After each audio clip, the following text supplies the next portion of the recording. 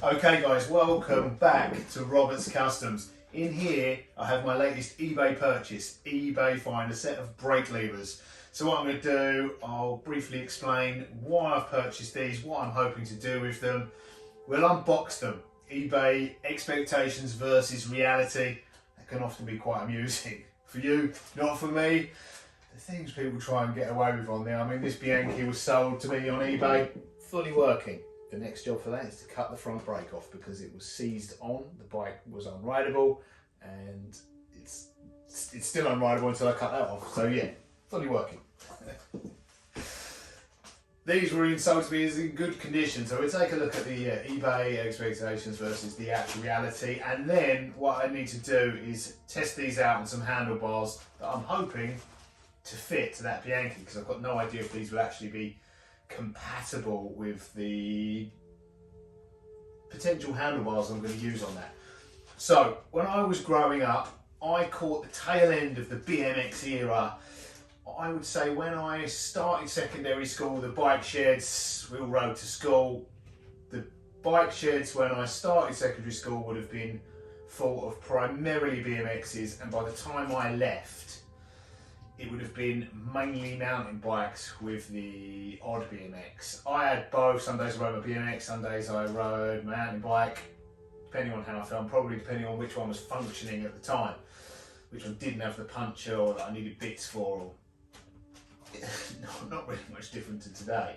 But back in the BMX days, the coolest, from my memory, the only brake brand I remember being on the BMXs was Dia Compe, and they couldn't have been expensive back then because none of us had any money. So I don't know whether other brands were available, but that's the main brand I remember. And the coolest brake levers that we all wanted, and most of us had, were the Dia Compe Tech 77s. These little two-finger brake levers. Some of them had black, some of them just had polished aluminium levers.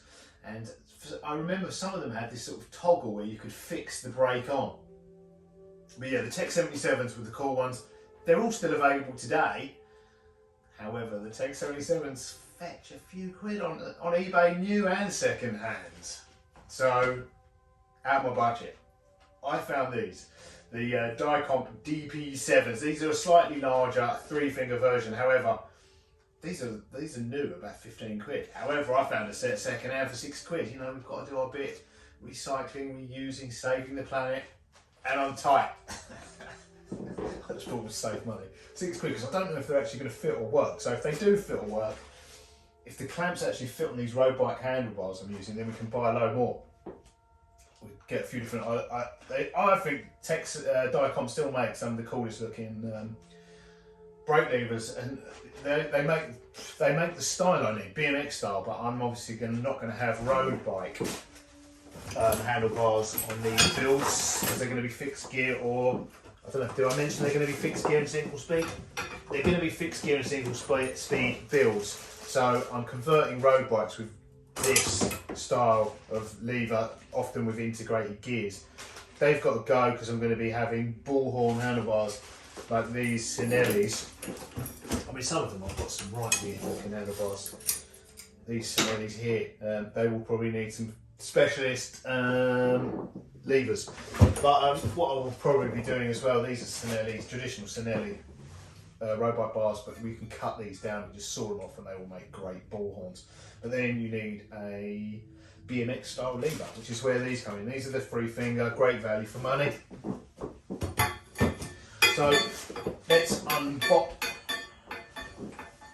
unbox these, see if we've got what we paid our £6 for, and then test them out. With over 9 decades of innovation and quality, Dia Compe stands as a vulnerable institution in the world of bicycle components.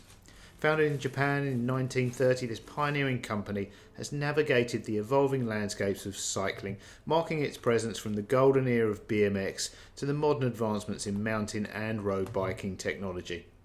In the early days, Dia Compe carved out its niche by mastering the art of caliper and cantilever brakes, setting a standard for reliability and performance that many sought to emulate. As cycling disciplines diversified, so too did Dia Compe's offering, expanded into a comprehensive range of headsets, handlebars, stems and even suspension forks. This adaptability not only showcased Dia Compe's dedication to innovation, but also solidified its reputation across the cycling spectrum.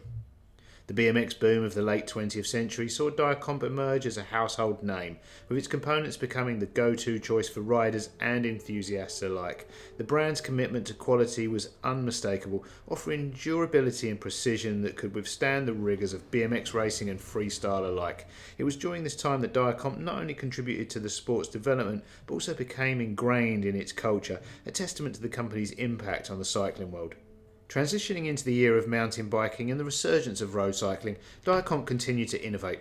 The introduction of threadless headsets and advancements in brake technology catered to the demands of modern cyclists, offering enhanced performance, safety and a better riding experience. Dia Compe's ability to evolve alongside cycling trends has ensured its continued relevance and respect within the industry. Today, as we unbox these Dia Compe DP7 brake levers, we're not just revealing a set of high quality components, we're uncovering a piece of cycling history. These levers embody the legacy of a brand that's been with us through the evolution of cycling. Okay, they look great. As I remember them, they're very lightweight, but they feel pretty well constructed. Aluminium, these are, as you can see, clearly in used condition. They could probably do with a quick rinse in the parts washer, but other than that, they're complete. In the picture and in real life, the adjusters actually look a little bit like they've been threaded incorrectly, but they're not. That's just how they are. They all work. Everything about them works perfectly. But yeah, they do. They sort of come out at an angle, which makes them look like they've been threaded incorrectly. But that's just how they are. The little Allen keys, the micro adjusters there are in place. The only thing about these is, being BMX style, I'm actually glad I got three. These are the 3-finger version. I remember as an adult at some point, I had this romantic idea of reliving my childhood and getting a BMX. They're tiny. They're so small, you forget how small they actually were. And I'm talking like the actual ones we had as kids or teenagers. They're tiny. Like, you can get bigger ones now. The bigger ones are actually, there's more sizes available now, but the actual ones we rode as teenagers and kids, tiny. And yeah, I'm glad I got the 3-finger bars actually, because you have this romantic idea about getting Tech 77s, and I probably will get a set, but if there's anything like the actual bikes we used to ride, they'll be tiny. But yeah, even these 3-finger ones are pretty compact. They're actually probably similar to the size of the lever, maybe slightly smaller on my single speed that I'm riding at the moment. But yeah, generally speaking, pretty pleased with those. They look cool, but they look pretty small. As in, that's what I was worried about, the actual fitting of them. There's not a lot of point in testing on these, because these are going to need some pretty. I don't even know what kind of brakes these are supposed to have. Will they fit on there? They may well do, but these are going to need some speciality levers. I've got a pair of Sinelli standard bars here, haven't I? Yeah, these look close, but they are not fitting. They're a few mil out. That's what I was worried about.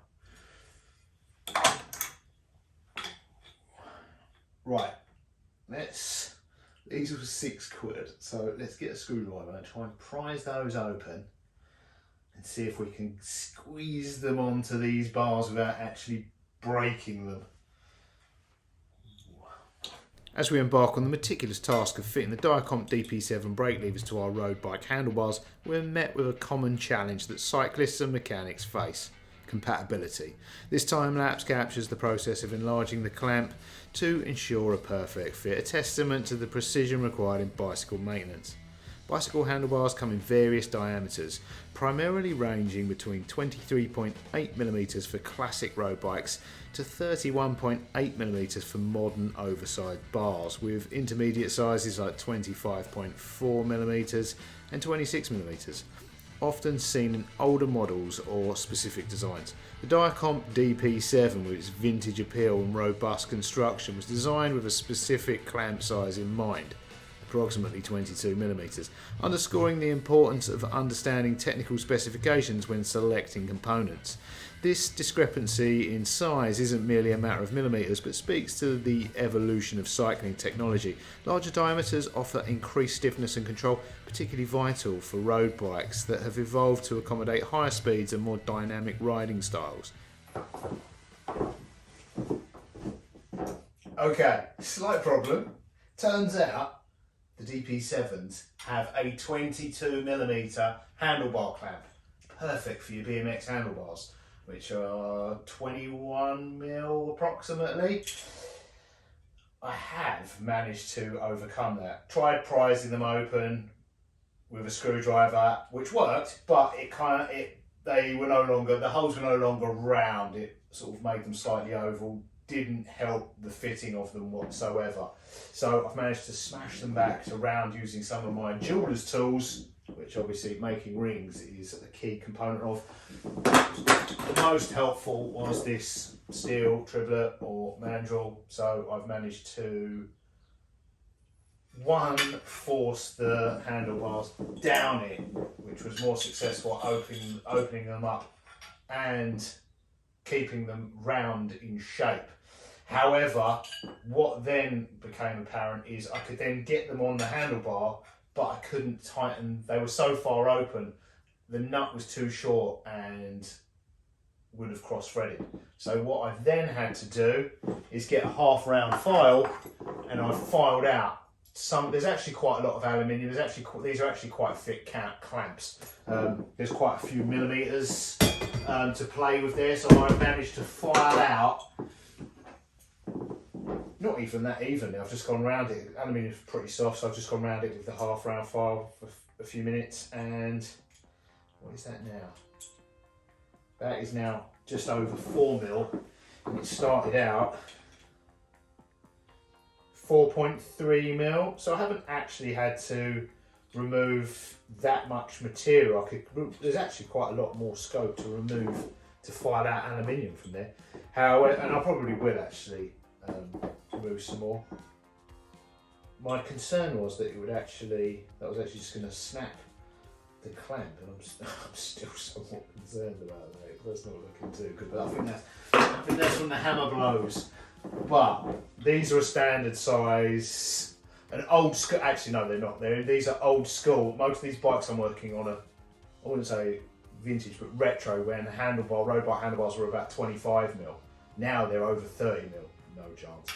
But look at that success. So that is prising it open to the point where you couldn't tighten it back up again, and then filing out some material from the inside.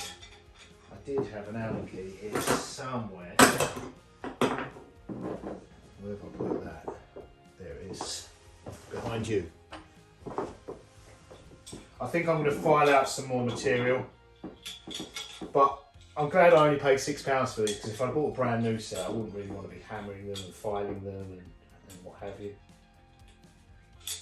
I probably would have, but you know, it'd be more upsetting when they broke.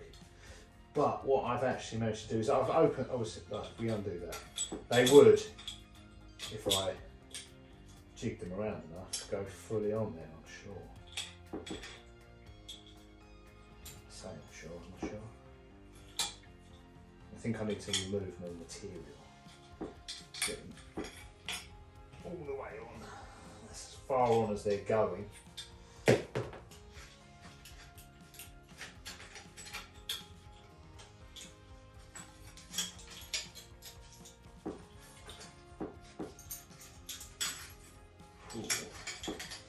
Right, there we go.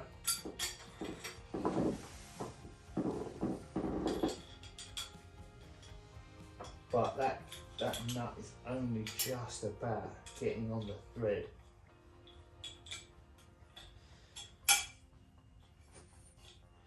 I want to file out maybe ½ more, so I can get more thread on there, because that's on there, but you could do a little bit more bite on the thread.